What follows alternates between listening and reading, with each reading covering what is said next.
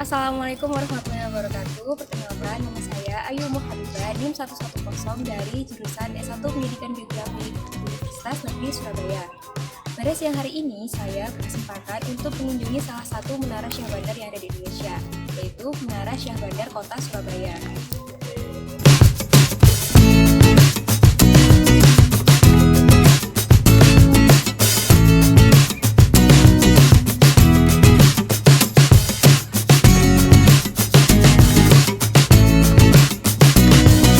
Kota Surabaya sejak dulu tercatat sangat sibuk dengan kegiatan perdagangannya.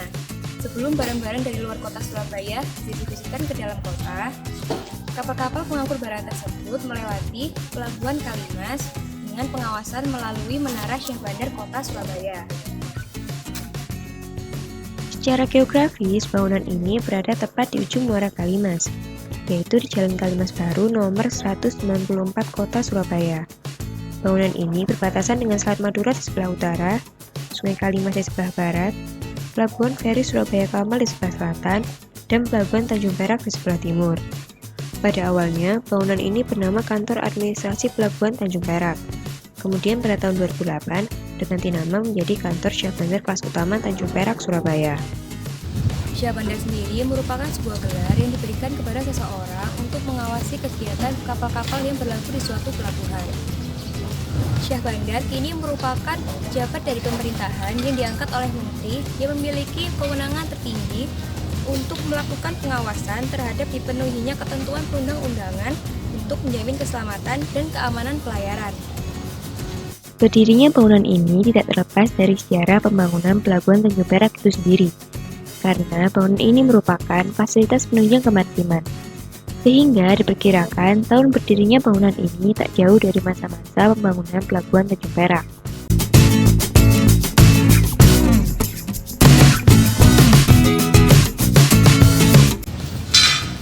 Pada masa pemerintahan Hindia Belanda, menara ini digunakan untuk mengawasi kondisi dari Sungai Kalimas dengan leluasa.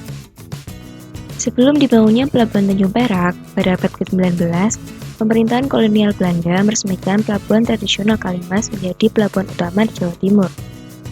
Secara geografis, letaknya yang sangat strategis yaitu di ujung Kalimas yang merupakan muara dari Sungai Brantas, memiliki bentuk sungai ortogonal yang diikuti pula dengan bentuk kota Surabaya yang linear, mengikuti aliran sungai dari selatan menuju pelabuhan yang ada di utara, serta didukung oleh dataran gigir atau hinterland yang subur dan potensial, membuat pemerintah kolonial Belanda memutuskan Pelabuhan Tradisional Kalimas sebagai pelabuhan utama atau collecting center dari hasil produksi perkebunan yang ada di daerah pedalaman atau hinterland untuk diekspor ke Eropa. Pusat perdagangan di Surabaya pada saat itu berada di sekitar Jembatan Merah, daerah Etan Kali, mulai dari daerah Kembang Jepun, Centian, Kapasan, hingga ke arah utara. Karena kunjungan kapal-kapal yang semakin membludak, serta aktivitas bongkar muat barang yang intensif, membuat pemerintah kolonial Belanda berinisiatif membangun pelabuhan baru.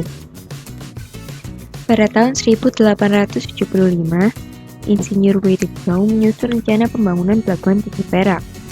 Namun, rencana ini kemudian ditolak karena membutuhkan biaya yang sangat tinggi. Hingga akhirnya, di 10 tahun pertama abad ke-20, Insinyur W.P. van Goor membuat suatu rencana yang lebih realistis. Dengan bantuan dua ahli dari Belanda, yaitu Profesor Dr. Jack Krause dan G.J. de Jong, untuk merealisasikan rencana pembangunan Pelabuhan Tanjung Perak. Pada tahun 1910, Pelabuhan Tanjung Perak mulai dibangun. Kemudian, secara bertahap berbagai fasilitas penunjang pun dibangun di sekitar kawasan Tanjung Perak. Hingga akhirnya pada tahun 1925, seluruh kegiatan pelabuhan dipindahkan dari Kalimas menuju ke Tanjung Perak.